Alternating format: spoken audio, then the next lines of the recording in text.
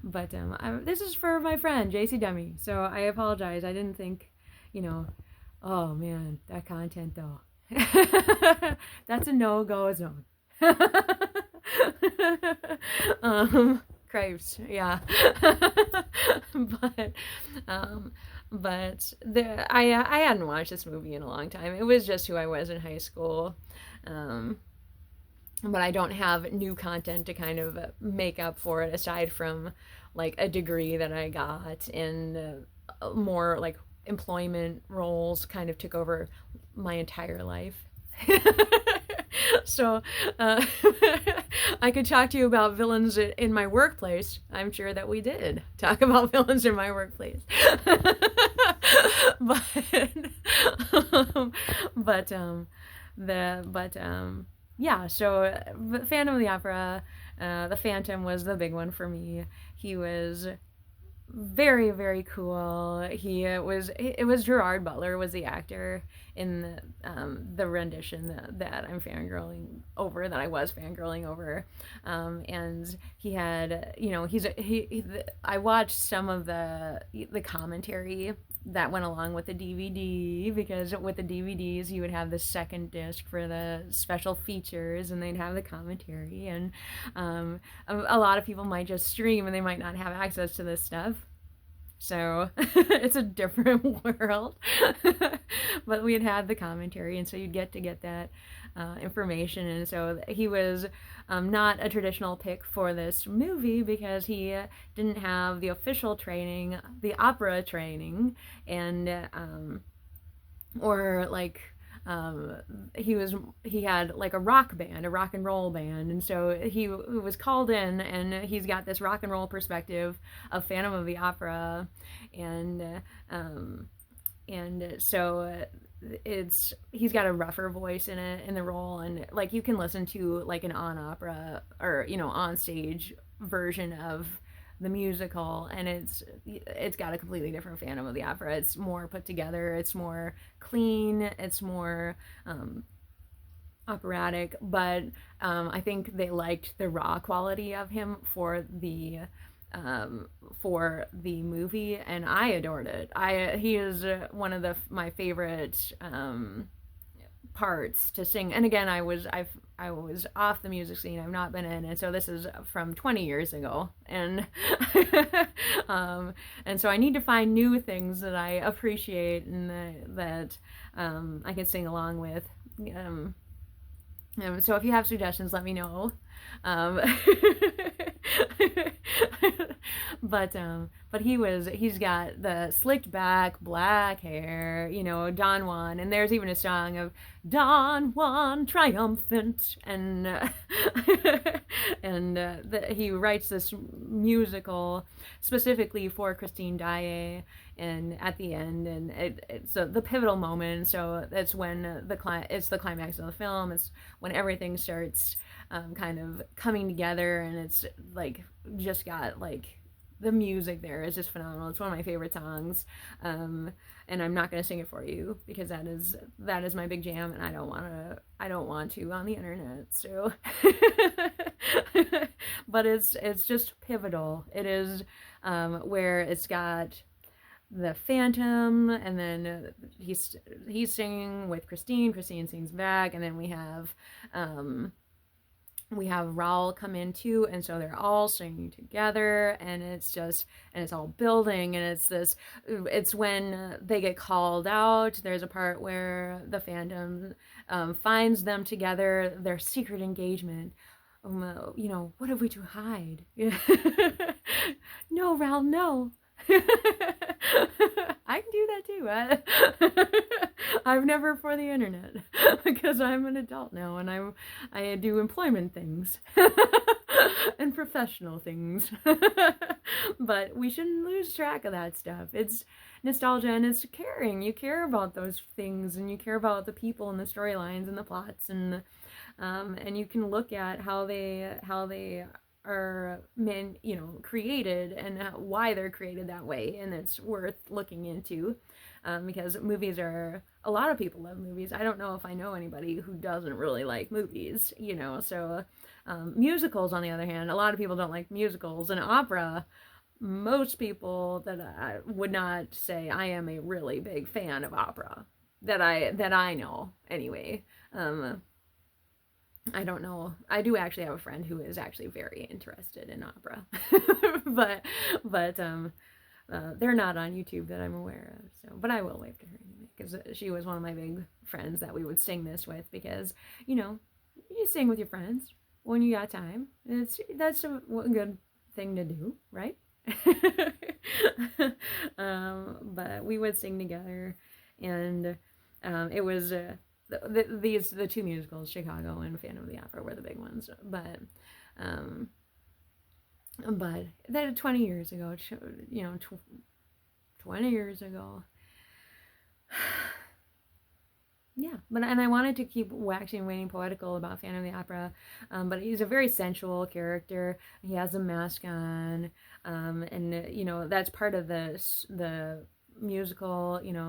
This unfeeling scrap of clothing was one of the first gifts he was ever given because he was so hideous underneath this mask, and so he has a kept himself in a dungeon prison where a few of the ballerinas would get him food and take care of him and make sure he didn't perish, underneath the floorboards of this grand Parisian opera house.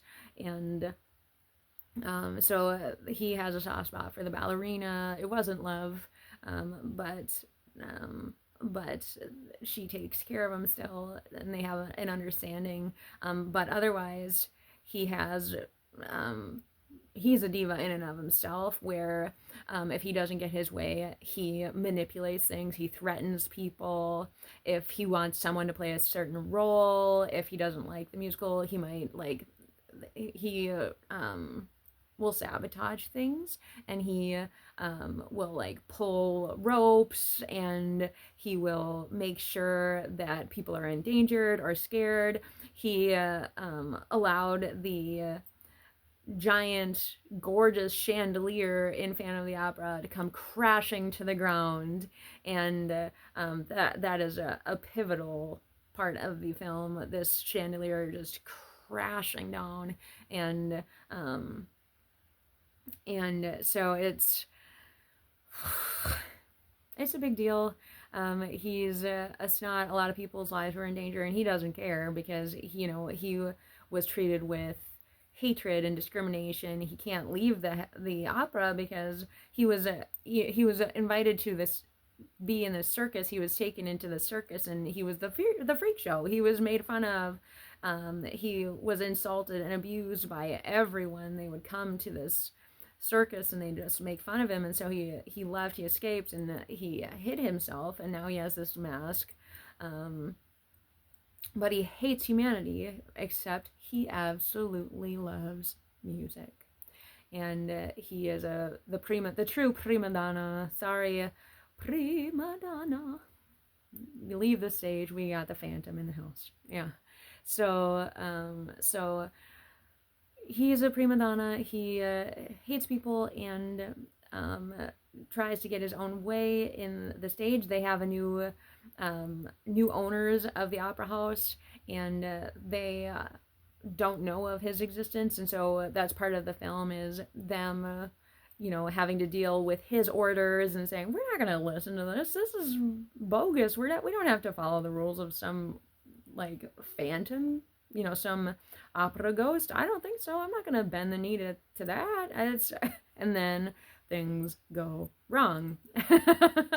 And so then it's all blackmail, and and he gets his way. They have this musical at the end for Christine Daae, where he's essentially you are a slut, you're a whore because you're in love with Raoul, and I'm in love with you, and I want to be with you, and I've been supporting you, I've been teaching you how to be this beautiful, great musician, and you treat me with kindness, and you lead me on, and then all of a sudden there's this guy from out of nowhere who takes your hand and your heart, and I'm left out in the cold again. So he ends up kind of kidnapping her, and then Raoul tries to save her, and then I'm not going to tell you the end, but the Phantom is obviously a very complex character. It's societal because it looks at how people who are different and how they're othered, they can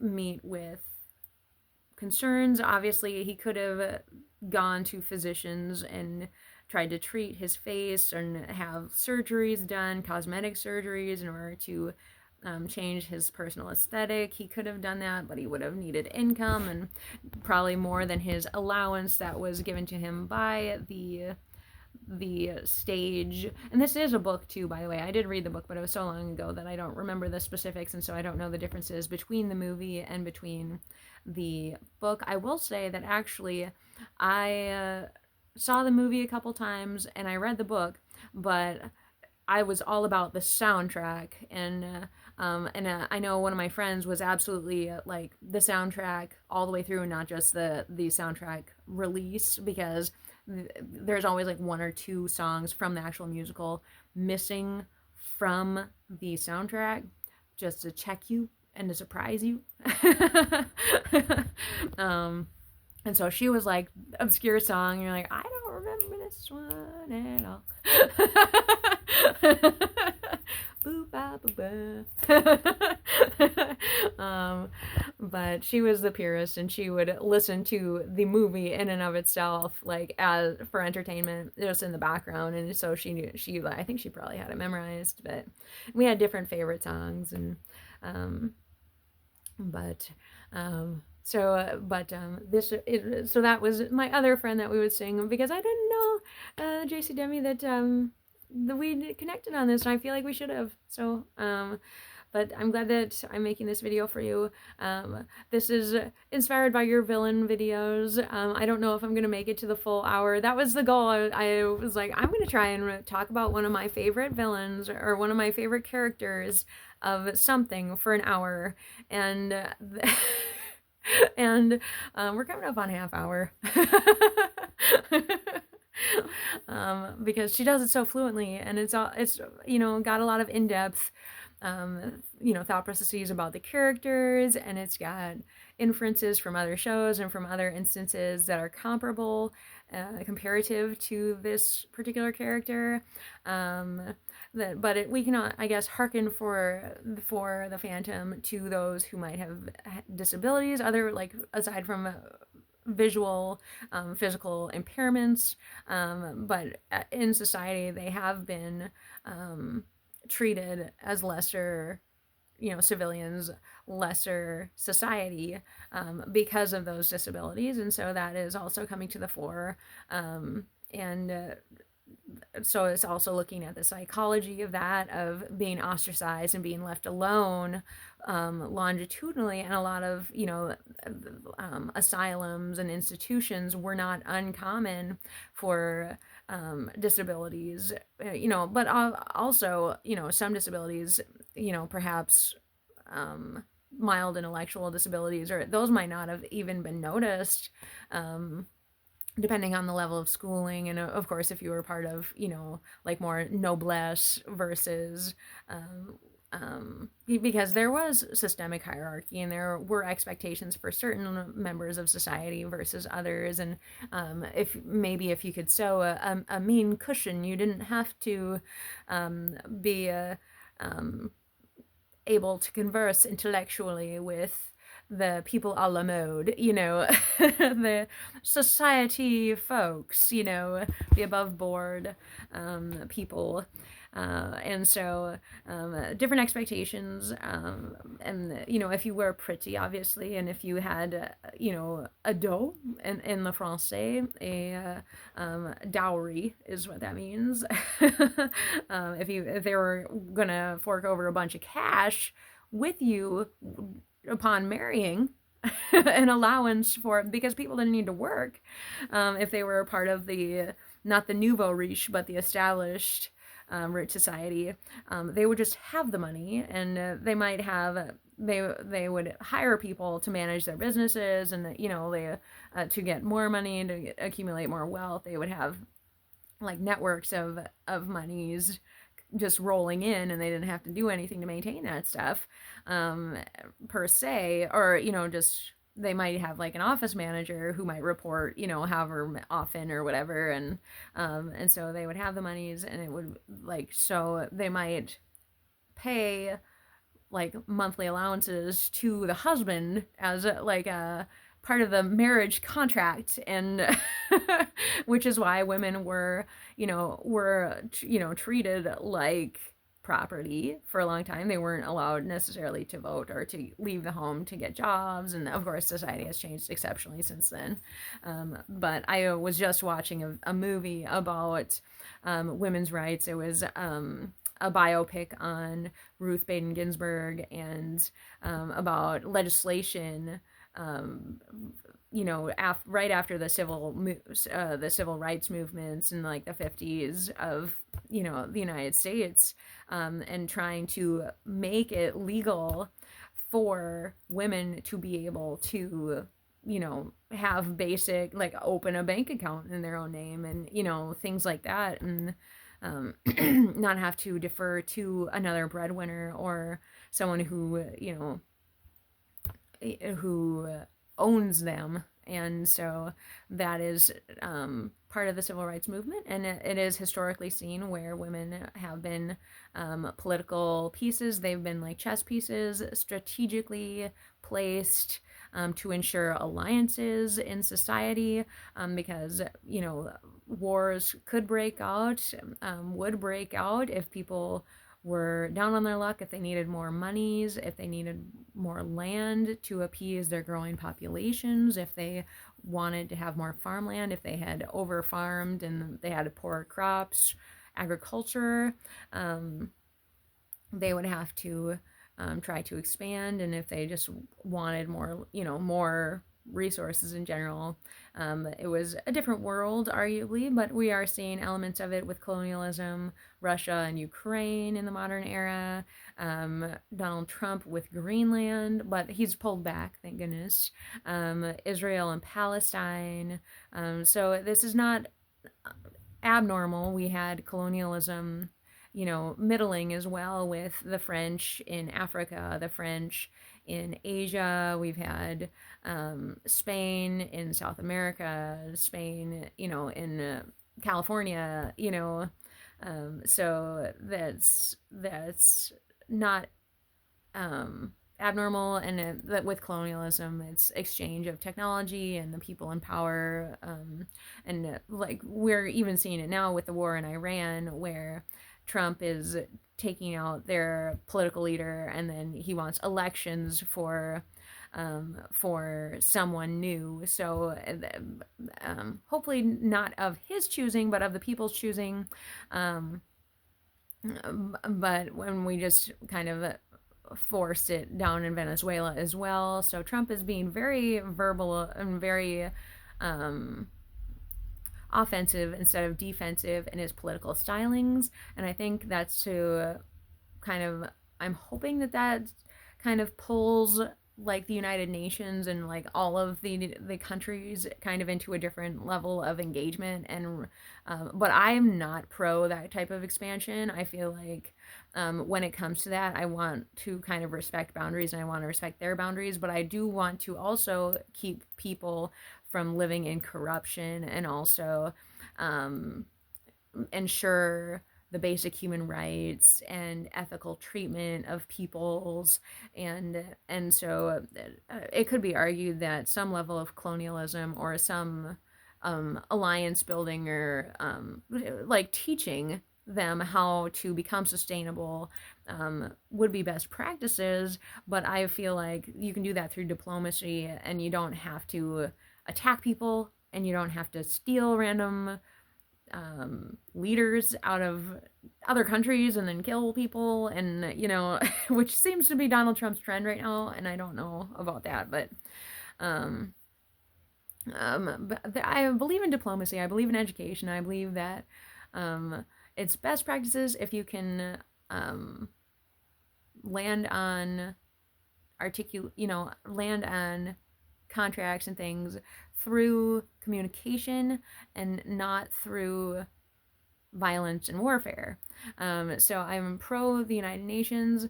I would love to work with them instead of insulting them, which is also Donald Trump's shtick. But I think he's trying to get more engagement out of the global arena of politics, get more international relations going. I liked that we were doing things with like Great Britain. We signed off on a holiday, like a shared holiday for World War II, I think it was, and the Holocaust.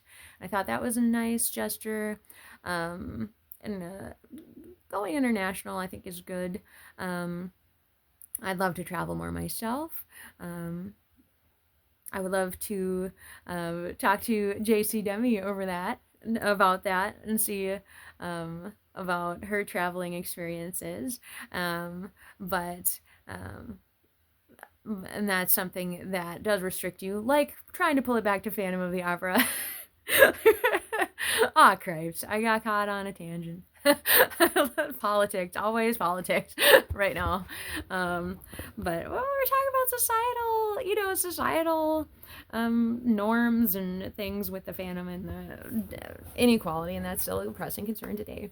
But the Phantom was not able to travel. He was stuck in the opera house for however long, and he became psychologically unwell, and he had somebody who was advocating for him in the ballerina, and so he had someone, and they could have coordinated if she had thought to expand his network, but he could have pushed back on that also, as these things that we could speculate on, of course, because they are fictional characters, and it is less offensive when that is the truth.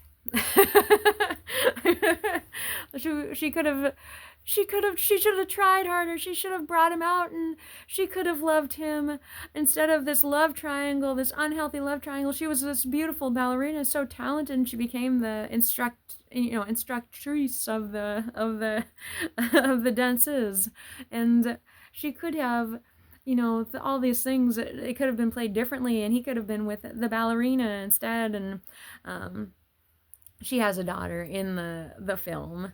I don't know if she is married, but we could definitely ship that if ship her with the Phantom. She's a beautiful character, a great character also, and it's both the daughter and the mother are cool characters, and so there are elements of that, socioeconomic disparity. He was getting money, and he didn't need much, but he brought Christine Daae down to his lair, and of course he must have been extorting, the opera house for many years, because he had his allowance or what have you. But his downstairs lair was pretty stinking cool. It was like there was the stereotypical scene that you'll see is the pop cultural scene is the boat that leads across this lagoon to get to the Phantom's secret hideaway, with this gorgeous like canopied bed, silks, and he even like had a design of a wedding dress for Christine Daae specifically, and he had like wax figures, and so like a miniature opera house, and so it was obvious he had been planning musicals and like shows, and it was his life, it was part of his life, and so. But it was just so lavish, all gold and dripping with, like diamonds, and it was stunning.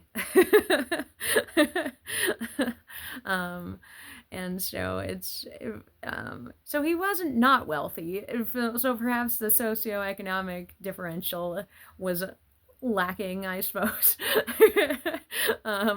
Because it was pretty cool. It was lit. Like she had to go through the mirror in order to get to this winding staircase, and he of course brought her down the staircase on a horse. It was so sensual, and it was so beautiful, and looking back it was probably dripping with melodrama, and that's not something, but you don't like necessarily see that like with when you're just jamming to the soundtrack, like I said, I was the soundtrack purist. My friend was the movie purist, and someone would probably be the book purist, but I wasn't. I was such a music nerd. I was a big music fan, and so it was the soundtrack, and I would listen to it at home, and we would just nerd. I loved it, and so like just singing the nuances along with it, and kind of learning music at the same time of the climaxes and the emotions through music and the storytelling, and so I really got into it. And then of course I would sing it all, like every word to myself, and then my friend was like, let's do parts, let's sing parts, you can be the Phantom and I'll be Christine, and I failed so hard because I was so used to singing it by myself, but but it's a fun show. I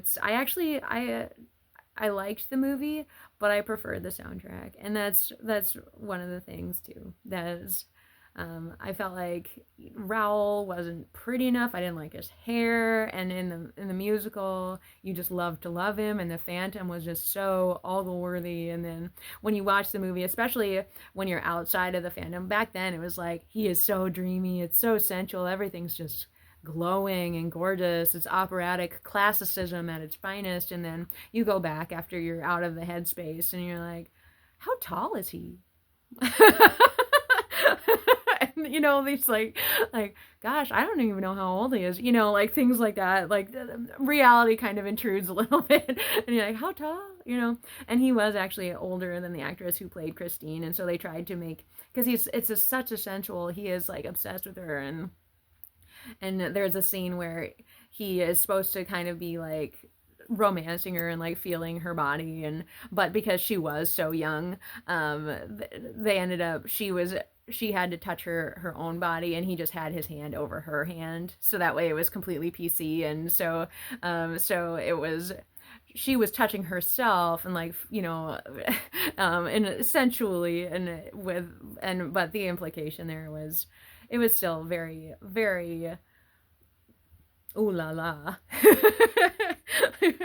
But like when you are older, you're like, oh, I just still don't know that I would really necessarily be okay with that if and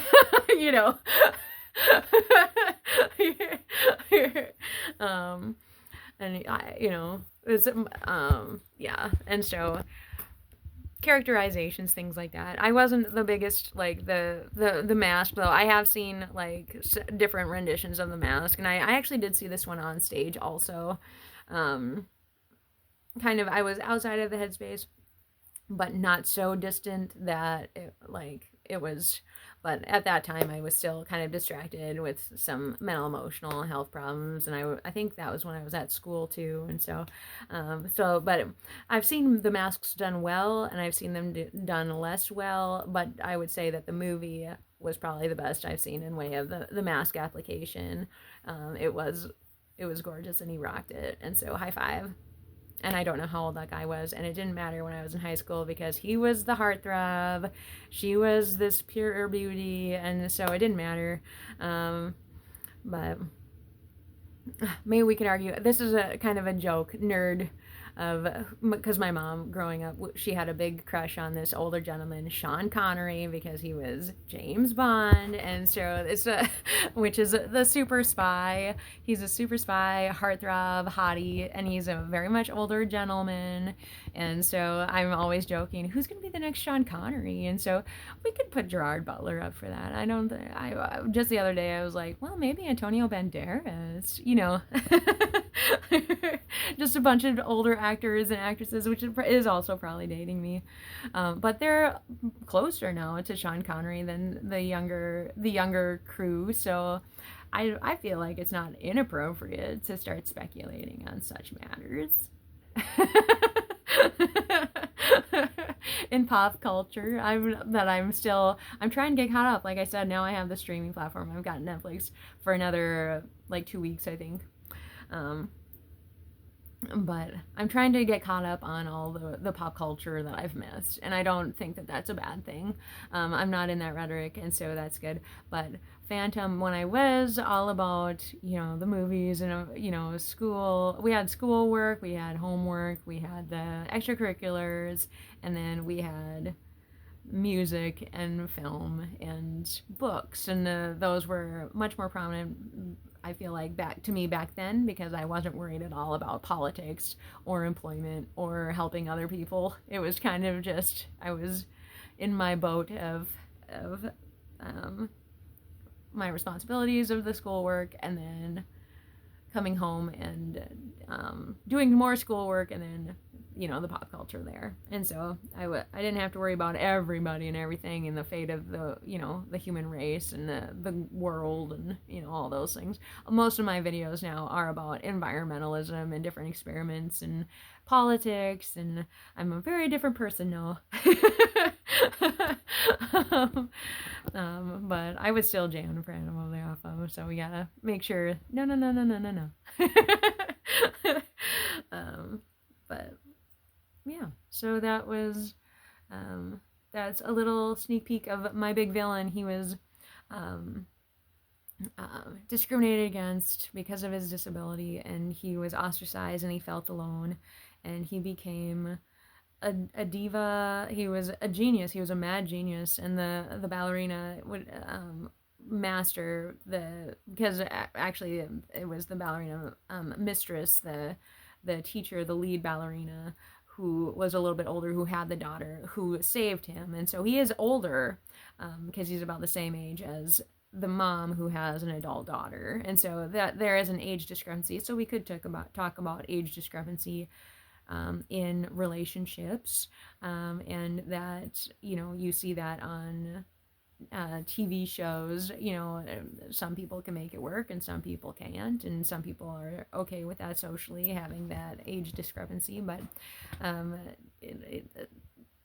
Christine Daae is young enough to be his daughter, um, and so that could be a concern. And I know I was in an environment romantically where there was someone who was just a couple years younger than me, but I had been to college, and he was still kind of getting to that point, and I was like, no, I think college was so pivotal, and that was just a few years difference. And now it's, I'm much older now, and I don't think that that's that big of a concern anymore. But I think that sort of thing does depend on where you are at socially, and where others are at also, for levels of appropriateness, and maturity, of course, is paramount. So, and we can argue over that. I'd say that that's arguably not as important as the discrimination and societal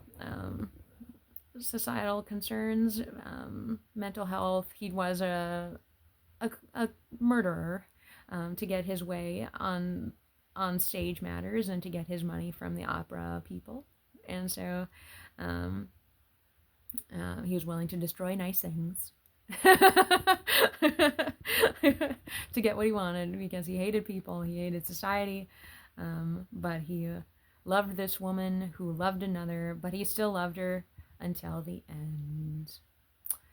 And I actually did not like the ending. It was very romantic, because the symbol is the one red rose, and so I took that, and that was my symbol for a while. I would hand out flowers at Valentine's, and I would give everyone one red rose, and I'd keep one red rose for myself. That's all I wanted.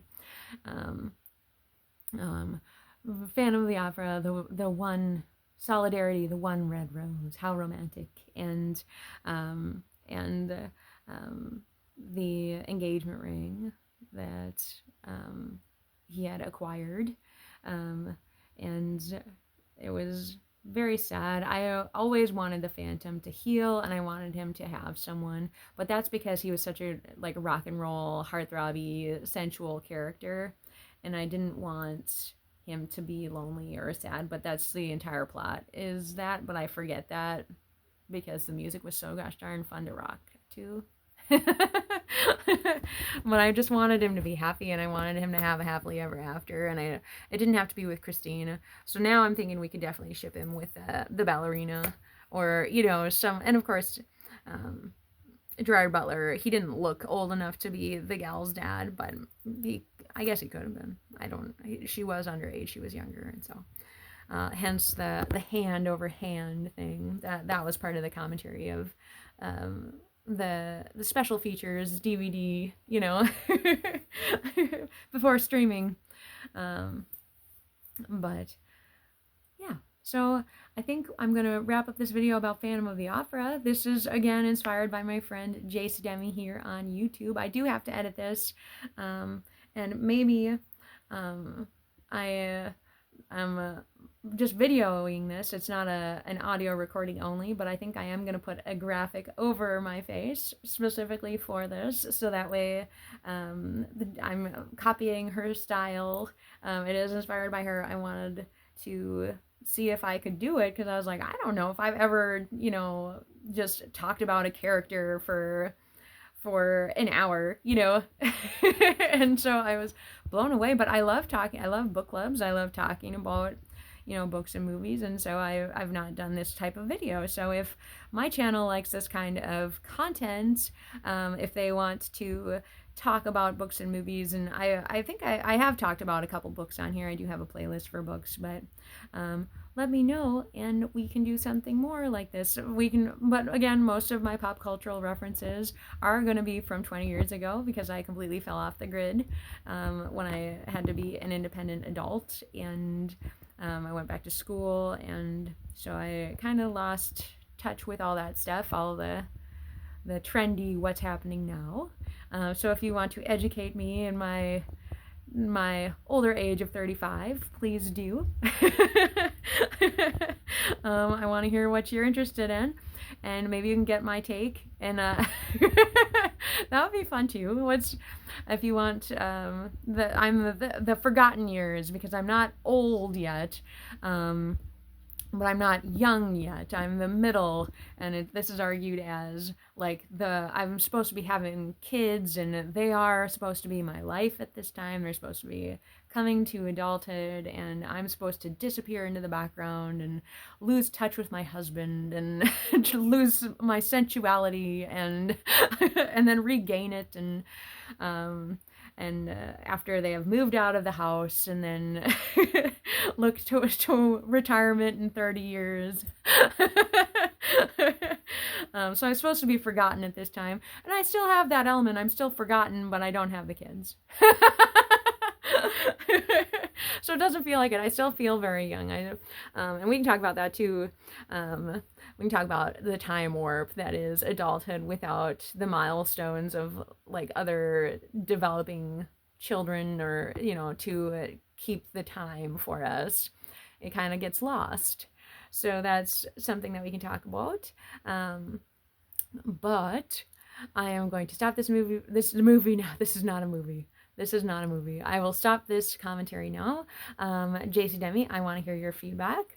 If you have any, I'm going to tag you specifically. Otherwise, this is new content for my channel, because I don't talk about this stuff anymore. I talk about books, and whatever's happening that day. But this is all like, I was a hardcore big fan 20 years ago. And so getting into that space of the mimicking of the sounds and the songs, and it was just such a different world. So yeah, if you have comments on that too, if anyone else has experienced that, or if they pity me and want me to review all of the movies of the modern era, and I've been called out for calling it the modern era, also dating myself. Of the modern era, you mean like today? Yes, modernity, where there's AI. People give me grief for that too, but it's, that's very new.